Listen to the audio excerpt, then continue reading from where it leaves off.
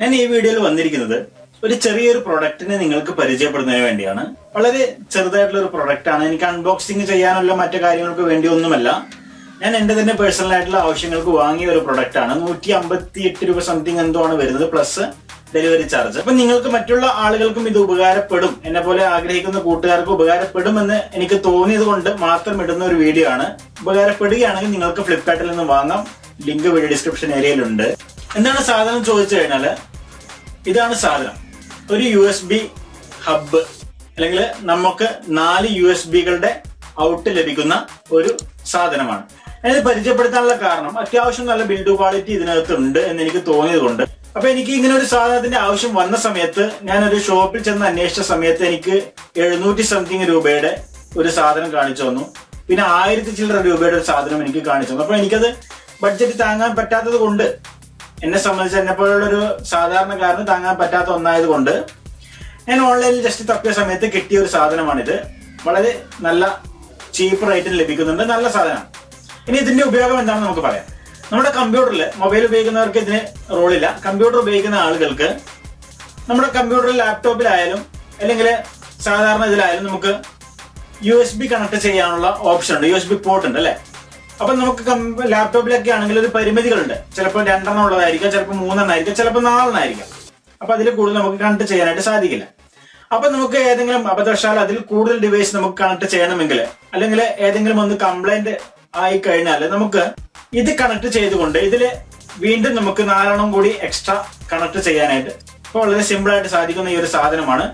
നമുക്കിത് എങ്ങനെയാണ് പ്രവർത്തിപ്പിക്കുക എന്ന് നോക്കാം. ഇതാണ് സാധനം. നമ്മൾ പറഞ്ഞ സാധനം ഇതാണ്. നമുക്ക് ഇതിനകത്ത് വരുന്നത് മുകൾ വശത്തായിട്ട് ഒരു 3 പോർട്ട്, സൈഡ് ഭാഗത്തായിട്ട് ഒരു പോർട്ടും കൂടെ വരുന്നുണ്ട്, ഒരു സ്വിച്ചും വരുന്നുണ്ട്. നമുക്കൊന്ന് ജസ്റ്റ് ഒന്ന് പുറത്തെടുക്കാം ഈ സാധനത്തിനെ. അപ്പം നമുക്ക് ഇതിനകത്ത് പ്രത്യേകിച്ച് പറയാനാണെങ്കിൽ ഒരു വെൽ പാക്കേജ് ഒന്നല്ല, പക്ഷെ നോട്ട് ബാഡ് അങ്ങനെ പറയാം. അപ്പൊ നമുക്കിവിടെ സൈഡ് ഭാഗത്ത് ബാക്കിലായിട്ട് ഒരുപാട് ഓപ്ഷൻ നിങ്ങൾക്ക് എഴുതിയിട്ട് കാണാനായിട്ട് സാധിക്കുന്നുണ്ട്. ഫീച്ചേഴ്സുകൾ: 4 USB port stand, A type up to 100 mA, current per port, 1 USB mini, B type female input connector, ADNet, അങ്ങനെ ഒരുപാട് ഓപ്ഷൻ നിങ്ങൾക്ക് കാണാനായിട്ട് സാധിക്കും. ഓക്കെ, നമുക്ക് ഇതാണ് നമ്മുടെ സാധനം. അപ്പൊ നിങ്ങൾക്ക് നേരത്തെ ഞാൻ പറഞ്ഞതുപോലെ സൈഡിലൊന്നും മുകൾ വശത്തായിട്ട് 3 ഒരു ചെറിയ സ്വിച്ചും കാണാം. ഒരു മനോഹരമായ ഒരു സ്വിച്ച്, നല്ല യൂണിക് ആയിട്ടുള്ള ഒരു സ്വിച്ച് കാണാനായിട്ട് സാധിക്കുന്നുണ്ട്. അതിന് സമീപത്തായിട്ട് തന്നെ ഒരു ഇൻഡിക്കേറ്ററും കാണാം. നമുക്കിത് കണക്ട് ചെയ്യുന്നത് എങ്ങനെയെന്ന് നോക്കാം. ഓക്കെ, നമുക്കിപ്പം നമ്മുടെ എക്സ്റ്റേണൽ ആയിട്ട് ഒരു മൗസോ അല്ലെങ്കിൽ കീബോർഡോ ഒക്കെയാണ് നമുക്ക് കണക്ട് ചെയ്യേണ്ടതെങ്കിൽ നമ്മൾ ജസ്റ്റ് ആദ്യം നമ്മുടെ കമ്പ്യൂട്ടറുമായിട്ട് ഈ സാധനം ഒന്ന് കണക്ട് ചെയ്യുക.